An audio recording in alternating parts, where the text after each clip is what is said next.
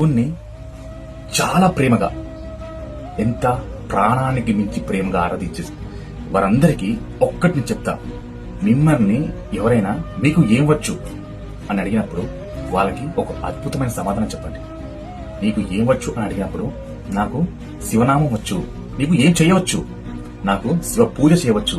ఇంకేం వచ్చు? మరి నాకు శివుణ్ణి నా ప్రాణానికి మించి గొప్పగా ప్రేమించడం వచ్చు, పూజించడం వచ్చు, ఆరాధించడం వచ్చు, నమ్మకంగా కొలవడం వచ్చు.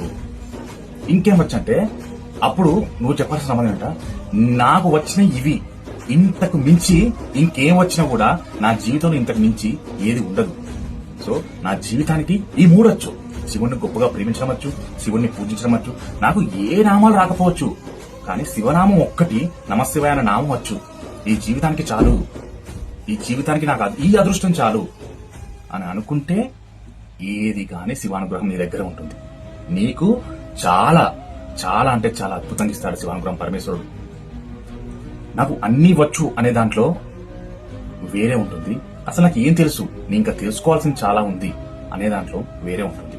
అందుకే మనకు ఎన్ని తెలిసినా తెలుసుకోవాల్సింది చాలా ఉంటుంది.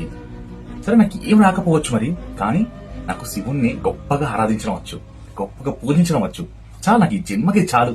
దేవుడు ప్రసాదించిండు, నేను ఇలా ఉన్నాను. ఆయన ఏది ఇస్తే నేను స్వీకరిస్తాను, ఆయన ఏం చెప్తే నేను స్వీకరిస్తాను. చాలు, అది శివానుగ్రహం. హర హర మహాదేవ శంభో శంకర.